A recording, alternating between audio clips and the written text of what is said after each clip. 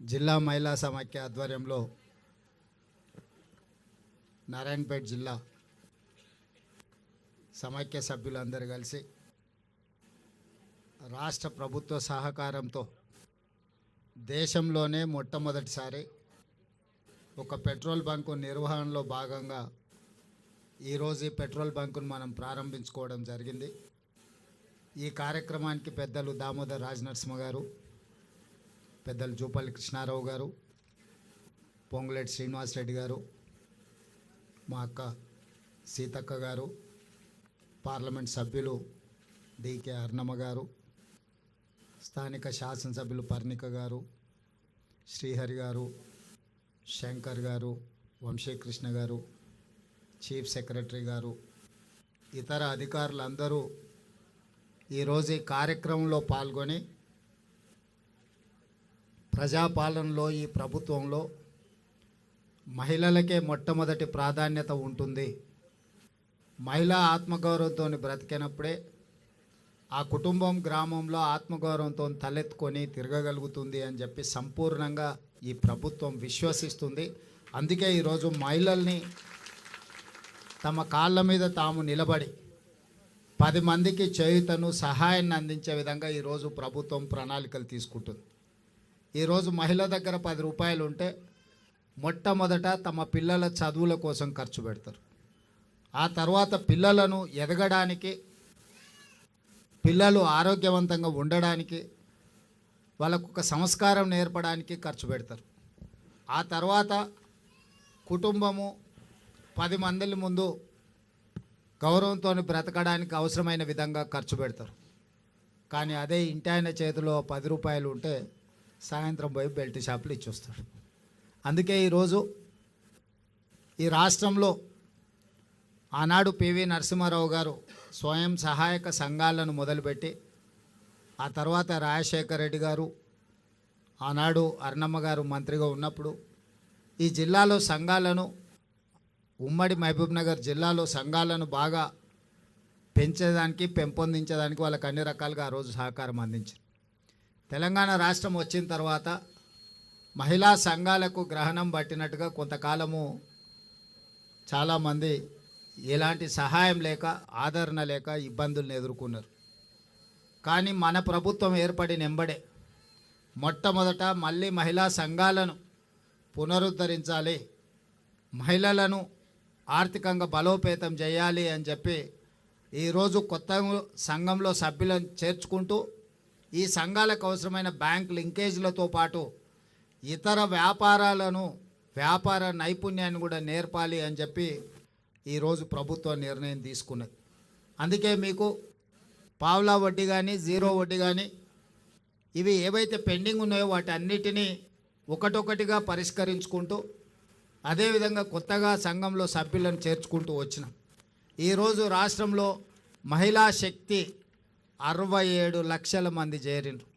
ఈరోజు ఇందిరా మహిళా శక్తిలో 67 లక్షల మంది సభ్యులు ఉన్నారు.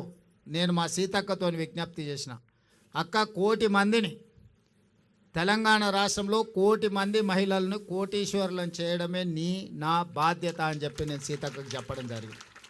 ఇది మాటలతో కాకుండా ఇంతకుముందు ఆడబిడ్డలు చెప్పిండ్రు, అమ్మ ఆదర్శ పాఠశాల మాకే ఇచ్చిండ్రు, అదేవిధంగా బట్టలు కుట్టే కార్యక్రమాన్ని మాకే ఇచ్చిండ్రు.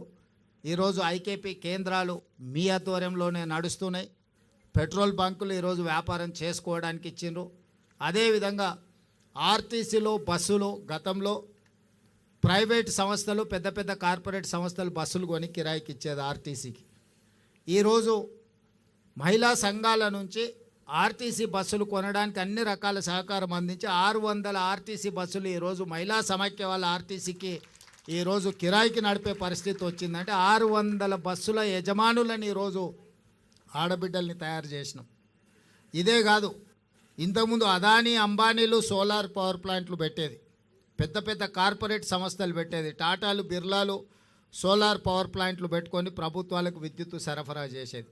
మొట్టమొదటిసారి దేశంలోనే మన తెలంగాణ రాష్ట్రంలో 1000 మెగావాట్ల సోలార్ పవర్ ప్లాంట్లను పెట్టే అవకాశం, అనుమతి ఒప్పందాలను ఈరోజు మహిళలతో చేసుకున్నాం. అదానీ అంబానీలతోని పోటీపడి సోలార్ విద్యుత్ ఉత్పత్తి చేసే వ్యాపారాన్ని మా ఆడబిడ్డల చేతికి ఈరోజు మన ప్రభుత్వం అందించింది. ఇదే కాదు, మీకు అందరికీ తెలుసు, హైటెక్ సిటీ ప్రాంతంలో భూమి ఉంటే గజం లక్షలలో వలుకుతుంది. అదే హైటెక్ సిటీ పక్కన శిల్పారామం నానుకొని 3.5 ఎకరాల భూమిని ఇవాళ 150 స్టాల్స్ను పెట్టి మహిళా సంఘాలు అక్కడ మీ ఉత్పత్తులను అన్నిటిని కూడా మీరు రాష్ట్రం నలుమూలలో మీరు చేసిన ఉత్పత్తులను ప్రపంచంలో దిగ్గజాలు అయిన కంపెనీలు ఏ విధంగా మార్కెటింగ్ స్ట్రాటజీ వాడతాయో ఈరోజు శిల్పారామం పక్కనే కొన్ని 100 కోట్ల రూపాయల విలువ చేసే భూమి హైటెక్ సిటీకి ఆనుకొని 3.5 ఎకరాల భూమి 150 స్టాల్స్ కట్టి పెద్ద ఎత్తున మన గవర్నర్ గారు అందరూ వచ్చి అక్కడ ప్రారంభించినాం. అంటే మీ యొక్క నైపుణ్యాన్ని మీరు ఏవైతే ఉత్పత్తులను మీరు గ్రామాలలో చాలా మారుమూల ప్రాంతాలలో తయారు చేస్తున్నారో ఇవన్నీ మీరు మార్కెటింగ్ చేసుకోవడం కోసం మీకు కూడా ఏ ఐటీ కంపెనీలు, విప్రో, ఇన్ఫోసిస్లు, పెద్ద పెద్ద కంపెనీలు ఏవైతే హైటెక్ సిటీ పక్కన ఉన్నాయో వాళ్ళతో పాటు సరి సమానంగా మా ఆడబిడ్డలకు 3.5 ఎకరాలు కొన్ని 100 కోట్ల రూపాయల విలువ చేసే భూములు ఇచ్చి అక్కడ స్టాల్స్ మొత్తం ప్రభుత్వం పెట్టించింది. ఇవాళ మీరు తయారు చేసిన ఉత్పత్తులు శిల్పారామంకి వచ్చిన వాళ్ళు సెలవు దినాలలో ఎంత గొప్పోలైనా అక్కడికి రావాలంటే వచ్చి మీరు తయారు చేసిన ఉత్పత్తులను కొనుక్కునేటట్టు ఈరోజు మీకు శిల్పారామం పక్కనే ఒక పెద్ద వ్యాపార కేంద్రాన్ని ఇవాళ మీకు ఇవ్వడం జరిగింది.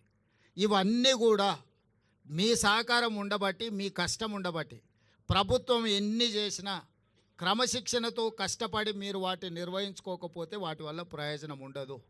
ఇవాళ మా ఆడబిడ్డలు కష్టపడి కుటుంబాన్ని ఒక పక్కన నడిపిస్తూనే, పిల్లలను చదివించుకుంటూనే, ఇంటాయన ఒకవేళ అటు ఇటు దారి తప్పిన కుటుంబం భారాన్ని మోస్తూనే ఈరోజు ఈ వ్యాపారాలన్నీ మా ఆడబిడ్డలు చేస్తున్నారు.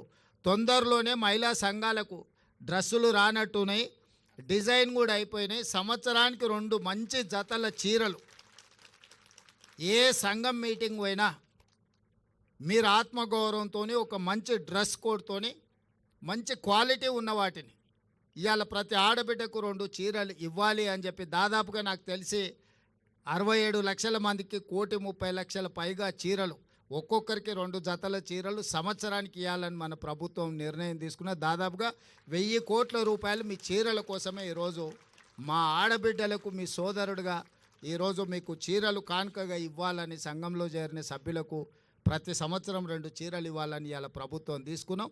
వాటి కూడా చాలా నాణ్యతతోని గతంలో పిట్టలను బెదిరించడానికి పొలాల కాడ కట్టే చీరలు ఇచ్చారు. చీరలు ఇవ్వగానే తీసుకుపోయి మన జొన్నసేన్ కాడనో లేకపోతే మన సద్దసేన్ కాడనో మన దగ్గర ఎక్కువ కదా పిట్టలు వాళ్ళకు ఉండడానికి అవి తీసుకొని పోయి బెదురు కోసం కట్టేటోళ్ళం. అట్లా కాకుండా ఇవాళ మన సొంత ఆడబిడ్డ పండుగ పూట ఇంటికి వస్తే ఎట్లయితే మనం బట్టలు పెడతాం అంత నాణ్యతతో కూడుకున్న 2 జతల చీరలు సీతక్క నాయకత్వంలో ఈరోజు మీకు ఆ చీరలు కూడా ఇవ్వాలని మన ప్రభుత్వం నిర్ణయం తీసుకున్నది. ఇవన్నీ కూడా మీ ఆశీర్వాదం ఉండబట్టి, మీరు అండగా నిలబడబట్టే ఇన్ని కార్యక్రమాలను మనం చేసుకుంటున్నాము. ఇవన్నీ భవిష్యత్తులో ఇంకో కొనసాగాలి అంటే మీరు సంపూర్ణంగా మద్దతు పలకాలి. ఏ కుటుంబం కూడా ఒకటే రోజు ఒకటే సంవత్సరంలో అన్ని సమస్యలు తీరవు. మనం ఇల్లు కట్టాలన్నా, ఇంటి ముందర అలుక్కోవాలన్నా, పండుగ చేసుకోవాలంటే కూడా ఇల్లు అలకంగానే పండుగ అవుతుందని పెద్దలు అన్నారు కదా. అట్లనే ఒక్కొక్కటి పరిష్కరించుకుంటూ వస్తున్నాం. మళ్ళీ చాలా రోజులకు మళ్ళీ మిమ్మల్ని వంటింటికే పరిమితం చేసిన పరిస్థితి నుంచి మళ్ళీ బయటకు వచ్చి మీరు మీ స్వయంగా మళ్ళా పనులు కార్యక్రమాలు తీసుకునే స్టేజ్కి ఈరోజు మనం వచ్చినాం. ఇక్కడ నుంచి ఇంకా వ్యాపారంలో వేగంగా ముందుకు పోవడానికి అవసరమైన ప్రణాళికలు చేస్తాం. నేను చీఫ్ సెక్రటరీ గారికి అదేవిధంగా దివ్య రాజేంద్రన్ గారికి కూడా నా సూచన ఒకటే, ఈరోజు మీరు రూరల్ అండ్ అర్బన్ రెండింటిని సపరేట్గా చూస్తున్నారు. రూరల్ అర్బన్ లేదు. తెలంగాణలో మహిళల ఒక్కటే. కార్పొరేషన్లో హైదరాబాద్లో ఉంటే ఒక రకము, లేకపోతే ఇవాళ నారాయణపేటలో ఉంటే ఇంకో రకం కాదు. మహిళలు అంటే తెలంగాణలో మహిళలు అందరూ ఒక్కటే. దీన్ని మొత్తం ఒకటే విధానంతో తీసుకొని ముందుకు రావాలి. దీనికి సంబంధించి ఒక ప్రత్యేకంగా మొత్తం వ్యవస్థను ఏర్పాటు చేయాలి. హైదరాబాద్లో ఉన్న వాళ్ళు ఎవరు? మా నారాయణపేట, మక్తల్ నుంచో, లేకపోతే దేవరకద్ర నుంచో, కొడంగల్ నుంచో, లేకపోతే కల్వకుర్తి, అచ్చంపేట నుంచో, మక్తల్ నుంచి పోయిన వాళ్ళే హైదరాబాద్లో ఉన్నారు. ఎవరు ఉన్నా మన చుట్టాలే కదా, మనోళ్ళే కదా ఎవరైనా, ఇక్కడైనా అక్కడైనా. అందుకే ఇప్పుడు అర్బన్ వేరు, పట్టణ ప్రాంతాలు వేరు, గ్రామీణ ప్రాంతాలు వేరు మహిళా సంఘాలకని గత ప్రభుత్వం నిర్ణయాలు ఉన్నాయి. ఇప్పుడు అట్లా కాకుండా మహిళలు అంటే మహిళలందరూ ఒక్కటే. తెలంగాణ రాష్ట్రంలో 1,00,00,000 మంది మహిళల్ని స్వయం సహాయక సంఘాలలో సభ్యులుగా మార్చాల్సిన అవసరం ఉన్నది. మన చుట్టాలు ఎవ్వరున్నా సంఘాలలో చేర్చండి. కోటికి మనం చేర్చుకోవాలి. ఏదో ఒక రోజు అవకాశం వచ్చే రోజు అందరు మహిళల్ని హైదరాబాద్లో మహిళా శక్తి ఔటర్ రింగ్ రోడ్ మొత్తం మన 1,00,00,000 మంది మహిళల్ని ఔటర్ రింగ్ రోడ్ మొత్తం మీద మొత్తం అందరం మనం వచ్చి మన శక్తి మన బలాన్ని ప్రదర్శించేటట్టు చేద్దాం. ఆ రోజు అరుణమ్మ గారి సహకారంతో ప్రధానమంత్రిని కూడా పిలుద్దాం. తెలంగాణ మహిళా శక్తిది మాకు నిధులు ఇవ్వండి. మా ఆడబిడ్డలకు అక్క ఇస్తారు, కేంద్ర ప్రభుత్వం ఇవ్వాల్సింది కదా, ఇయ్యారని నేనేమో అంటలే. నేను సో కేంద్ర ప్రభుత్వం నుంచి కూడా మనం సహకారం తీసుకుందాం. ఇది రాష్ట్ర కేంద్ర ప్రభుత్వాలు